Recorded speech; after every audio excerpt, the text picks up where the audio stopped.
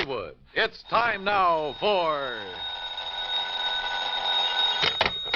Johnny Dollar. Crutcher, Mr. Dollar. Lester Crutcher at Continental Insurance Company. Oh, how are you, Mr. Crutcher? Tell me, are you familiar with the Priest Expedition Collection? Priest Expedition?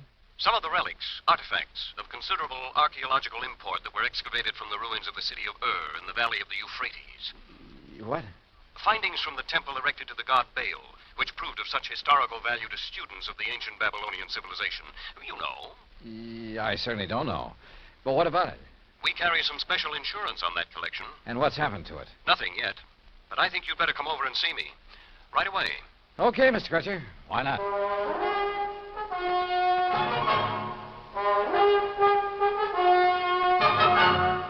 Bob Bailey in the exciting adventures of the man with the action-packed expense account.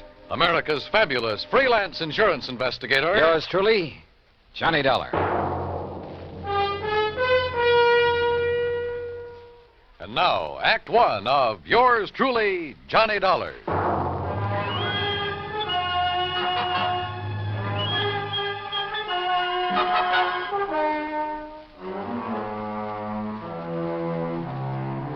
Expense account submitted by Special Investigator Johnny Dollar to the Continental Insurance Company, Hartford, Connecticut.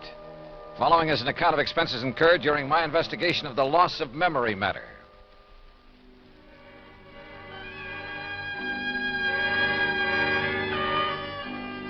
Ancient Babylonia, Crutcher had said. So on the way down to his office, I stopped off at the library for a good look at the encyclopedia. And I learned that what was once Babylonia is now a part of the country of Iraq, one of the hot spots in the Middle East. Good. There might be some action, even international intrigue. On a map, I found the location of the long-forgotten city of Ur. The confluence of the Tigris and Euphrates River near the Persian Gulf was where it was. Romantic names, all of them. And not too far away, the exotic city of Baghdad. Yes, at long last, a trip to the Middle East. Middle East? Well, that's what the map said, Mr. Crutcher. Near west is more like it, Dollar. Huh? You must have misunderstood me.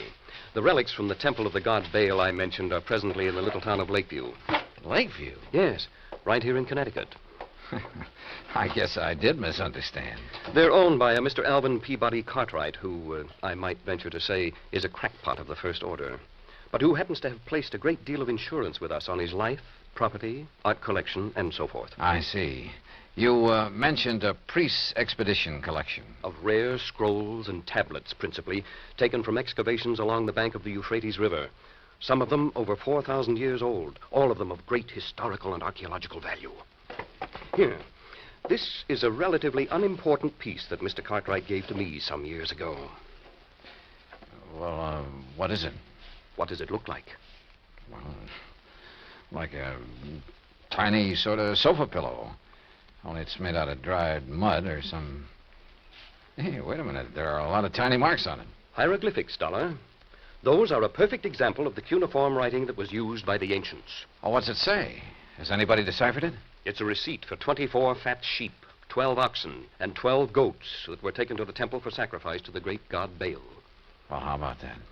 Does the whole collection consist of stuff like this? Yes, and of priceless scrolls made of papyrus and leather. You've heard of the Dead Sea Scrolls? Oh, yeah, sure. That throw so much light on biblical times. Yeah, they've had a lot of publicity in time and life and so on. Yes. Those in the priest collection cover much of the history of the Canaanites and Phoenicians. And you've insured the collection? It's this way. Mr. Cartwright has decided to sell it to the museum here in Hartford. Has promised them that his stepson, Alfred Hocking, who lives with him, would deliver it to them today. But now he's suddenly worried to death that something will happen to it en route. So? So, to keep him happy, we've issued a $20,000 transit policy. Well, then what's he worried about? Now he demands a guard for it, too. Well, doesn't he trust his stepson, this Alfred? Who knows? Who knows what old Cartwright thinks, whom he trusts. Well, now look, And after all, $250 plus whatever expense account you can dream up for a couple of hours' drive in the country. What if his own... Oh? Well, sure, why not?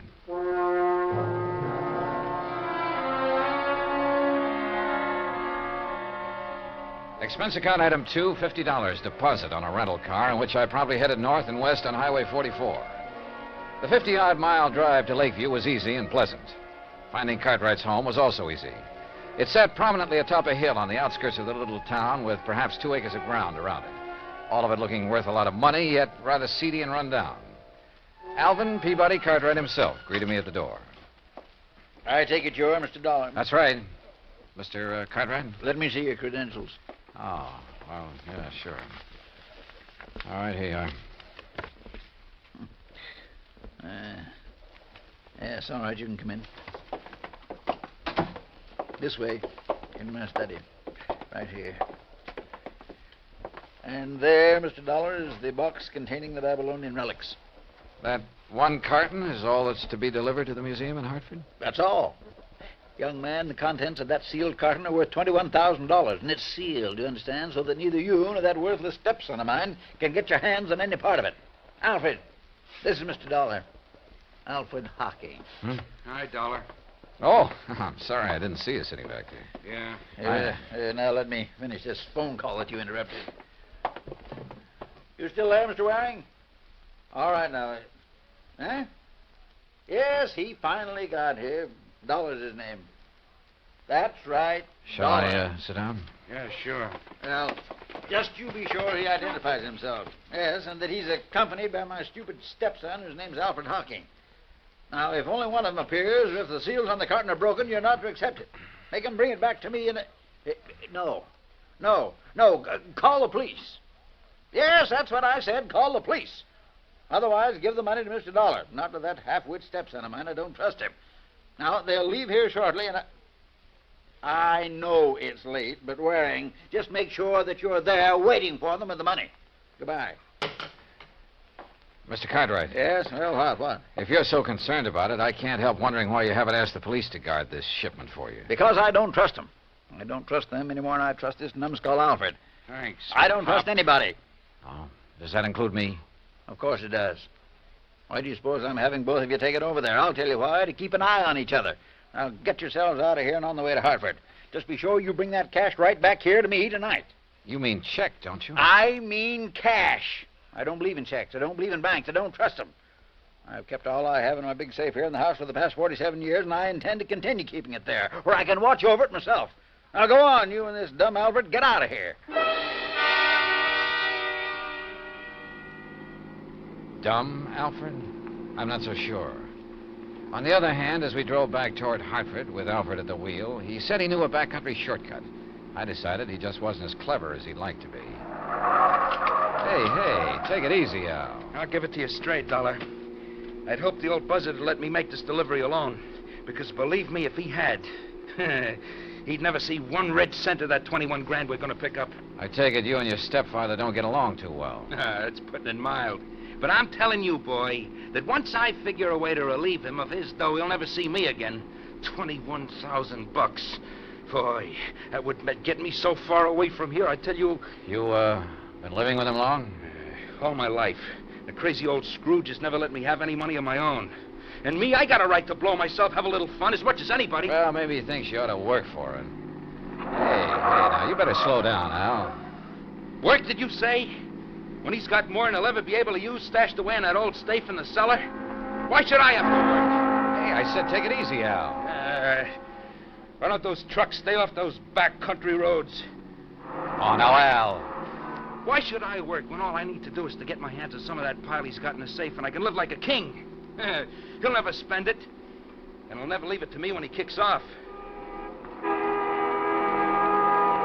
That's why I haven't knocked him off myself, but believe me, I've been... Al, look, just stop this crate and let me take the wheel. Yeah, why? Oh, with all your ranting and raving, you're all over the road. Sure, okay. Sure, you can drive. Well, stop. Sure, I'll stop. Look out, we'll skid. Let us skid. Look out!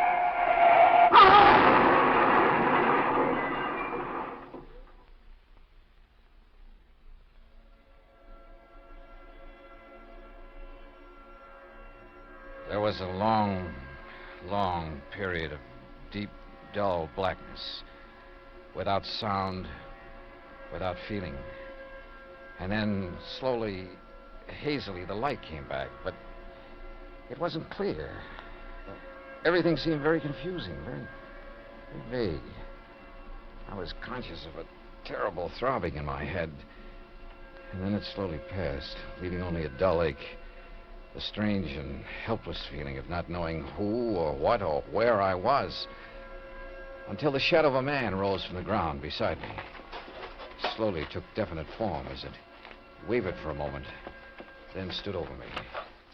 How about you, boy? Back to the world again? Well, Yeah, you really hit that windshield frame. Here, let me help you sit up. I'll lean you up against what's left of the car. And now. car? Sure. Yeah, this is the wreck we cracked up in. There you are. Nothing busted. You were just knocked out. Cracked up? Sure. On our way to Hartford. Hartford? Hey. What's the matter with you? I don't know. I can't seem to remember anything. What do you mean? I- Not anything. I can't remember. My mind is all blank. Well, you know who you are, don't you? No. What? No, and my head, it's Look. Are you kidding, Hartford? Bud? car. Sure. Hartford, to deliver some stuff and collect a big wad of... You're sure you don't remember? I don't remember. Not even who I you don't are? remember. I'm trying to, but... Well, I'll man, it's- be... Okay, okay, now listen. Everything's going to be okay, real okay. You want to know who you are, huh? Yeah, who I am. Sure you do, and I'll tell you. Your name is Hocking. Alfred Hocking. Alfred. That's right, yeah. You're Alfred Hocking. We were driving along here in the car. See, I was. You were keeping me company, you get it? Yeah, I guess so. Sure you do, sure. You see, I have to deliver some stuff in Hartford. It's in this box here in the car. There, you see it? Box. Oh, yeah. Yeah, you just came along for the ride. The ride to Hartford, see? Oh. Yeah, and after I deliver this stuff and pick up make a little pickup, that is, why, then you and me will part and go our merry way, you see? I don't know. I guess so. Sure you do. Sure you. Sure, Yeah. sure I do. You feel better now, huh? Yeah, much. If only my head would clear. If only I could remember something, anything. Look, you're going to be okay. Al? Al. I'm Al. That's right. Yeah. But you... I can't remember. Huh? Who are you? Me? My name is Johnny Dollar. Dollar. Yeah, remember that. Johnny Dollar. That's right. Yeah.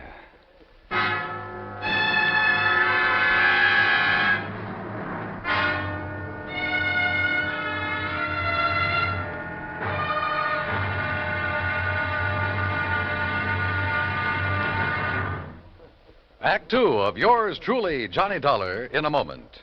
We sometimes wonder, what is the life of a human being really worth? Not too much? Or maybe a great deal? Does it depend on whose life it is?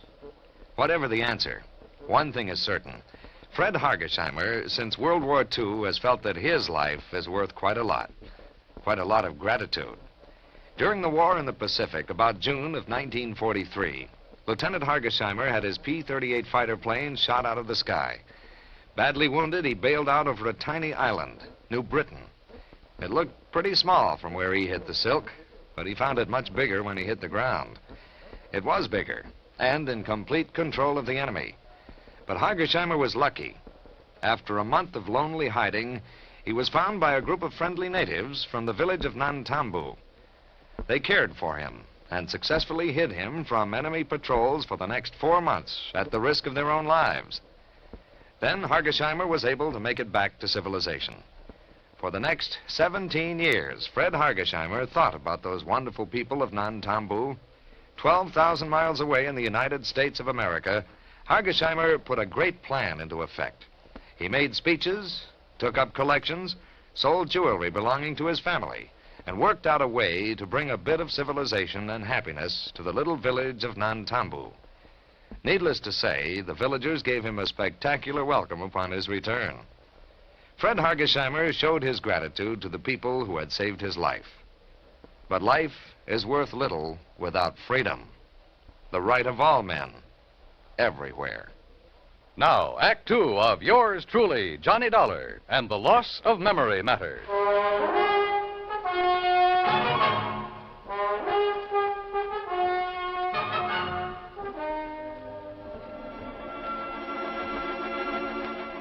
Amnesia. Sudden, complete amnesia. And all the feeling of utter helplessness that goes with it. The man who was with me told me the crack up of our car on the way to a place he called Hartford. Hartford meant nothing to me. Nor did I recognize anything of the countryside or the road where we sat waiting, hoping someone would pick us up. Names, places, I remembered nothing. Not even who I was, or who the man with me was. That's right. Dollar. I'm Johnny Dollar. I see. And your name is Hocking. Alfred Hocking. Hocking. Yeah. Yeah, you're feeling better, aren't you? Yeah, I think so. Well, look in the pocket of your coat. Pocket? Oh, Isn't there a billfold there? Yeah, open it up. yeah, here's Yeah, there's a name in it? Sure, see? Alfred P. Hocking. That's right, that's you. And I'm Johnny Dollar. Just remember that and everything will be all right. Now, why don't some truck come along and pick us up, or a car? What are we doing out here, Johnny? You see this box? Well, I've got orders to deliver it to the museum in Hartford. Museum, huh? What's in it? No, just some old relics. Then I'll collect the money for it, and that'll be that. You can be on your merry way, okay? Yeah. Yeah, I guess so. Sure. How come I'm going with you, Johnny? Why, you live in Hartford, see? Oh, I see. You didn't even know that. You still don't remember anything. Only what's happened since I woke up here. Look now. Yeah? Why don't you take me home first, if we can get a ride, that is, and maybe if I rest, I'll feel better. No. Maybe my mind will clear up. No, first the museum. But, Johnny... All right, listen. The crazy old coot I'm delivering this stuff for, he phoned ahead that there'd be two of us, see, so you've got to come along to the museum. Museum? Yeah, the museum, the one in Hartford, like I told you. Oh, yes. Hartford. But once I get the money for it, I'll take care of you. Yeah, I'll take care of you. You've done pretty good as it is, I guess. Sure I have, Al, I mean. I've pulled you out of the wreck and all. Hey, look, here comes a big moving van, and if I know those boys, who'll pick us up. Come on, get up on your feet, and we'll flag him down.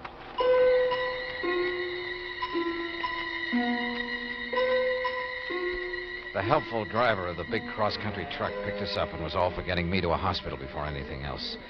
But my companion, who called himself Johnny Dollar, assured him he'd do it as soon as our mission was accomplished. So the driver agreed to take us directly to the museum Johnny had mentioned. Johnny Dollar. The name had a strangely familiar sound, but I couldn't remember. Finally, in the city, they told me it was Hartford. We pulled up in front of a large, rather imposing granite building. You sure somebody will still be there waiting to meet you, mister? It's getting pretty late. Don't worry, driver. There'll be somebody, all right. Okay, but you sure you don't want me to wait and take your friend Al to a hospital? Like I told you, the minute we're through here, I'll take care of him. Come on, Al. Sure. Thanks, driver. Yeah, thanks. Okay, boys. If I couldn't give somebody in trouble a hand, I'd have no business driving this rig. Come on, here's your package. Oh, thanks again. Now, come on, Al. Okay, Johnny. I'll do all the talking, and you just remember who you are. Sure. Let me help you carry that. You just push the bell button there beside... Well, it's about time.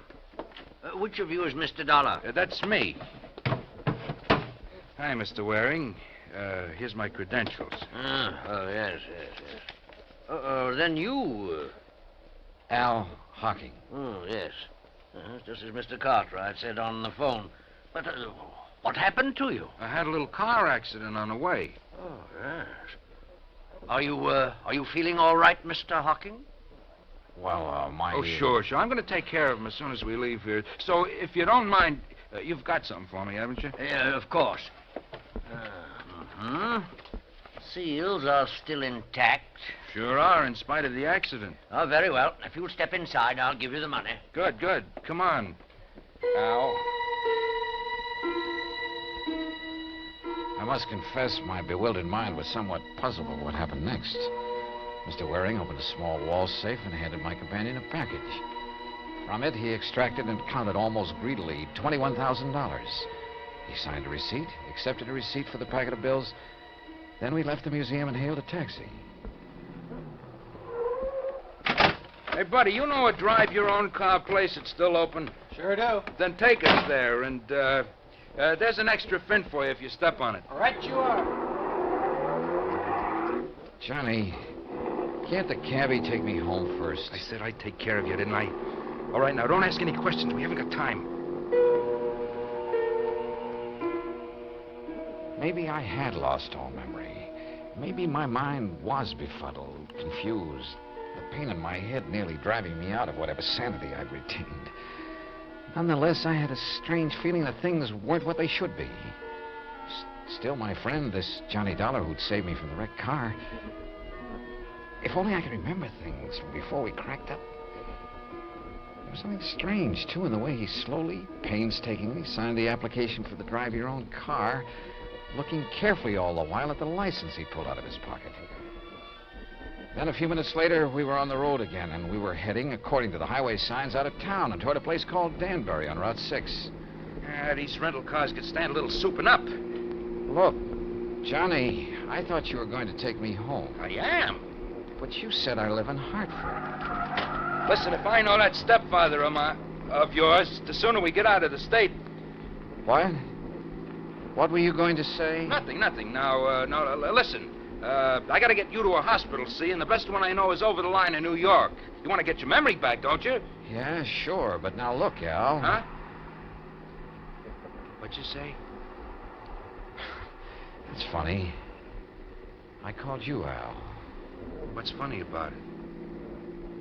Sure you aren't beginning to remember things, huh? How about it? I wish to heaven I could.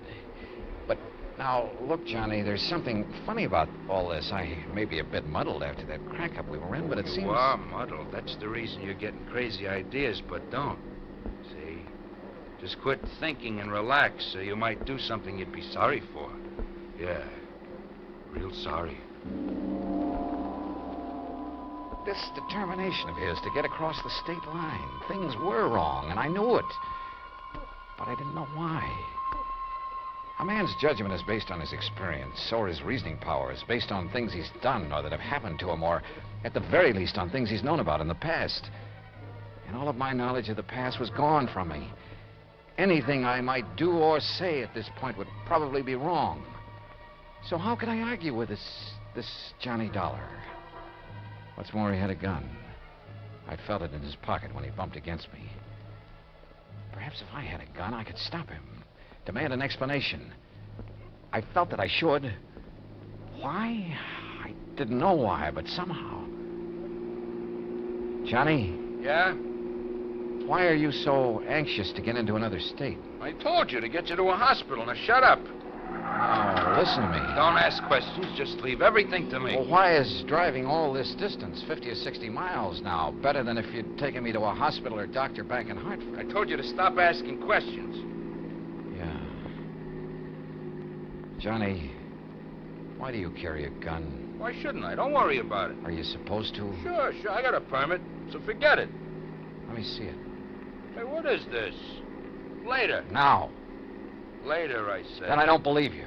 All right, then here. Look in this card case. I looked in Johnny Dollar's card case. His driver's license, business cards that said he was a freelance insurance investigator. And again, something vaguely familiar stirred in my cloudy mind. You find it yet? And then an identification card with thumbprint and snapshot. And the picture was not of the man beside me. Instinctively, I leaned over to look into the rear view mirror, to look at myself. But he pulled the gun from his pocket, and before I could do it, he struck me hard across the head.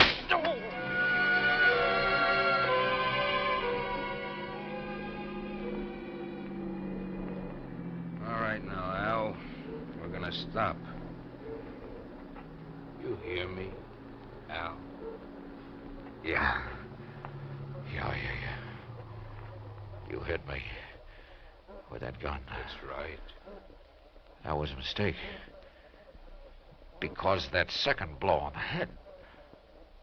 Why have we stopped? You'll see. You see, you gave me an idea about this gun. Get out. Sure. Why not? Pretty wobbly, huh? All right, now. Look down over the side of the road there. What about it? See that deep ravine down there? Why? Al? That's why.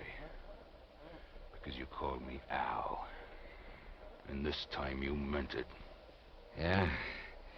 I guess I did. Thanks to that poke on the head. So, you got some of your memory back, huh? But not your strength. No. So before you do... No, put that away. Oh, you're not going to get away.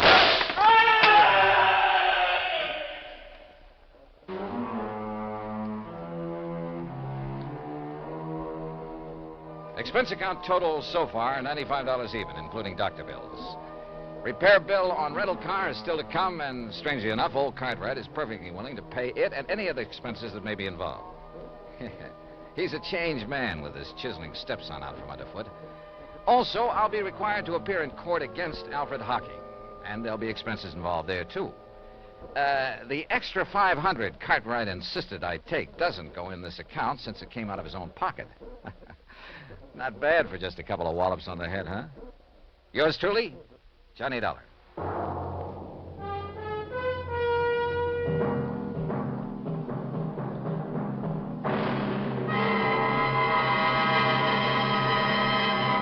Now, here is our star to tell you about next week's story. Next week, well, it's another case of mistaken identity, but believe me, a completely different affair.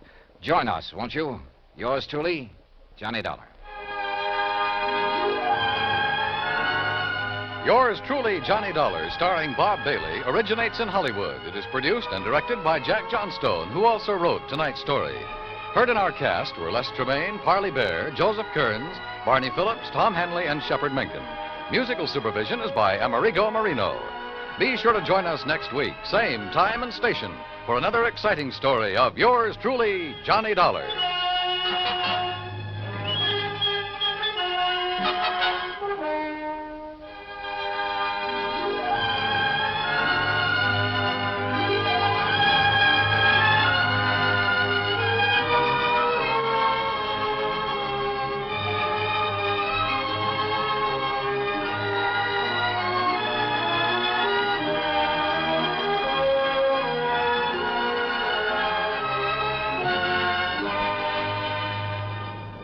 This is the United States Armed Forces Radio and Television Service.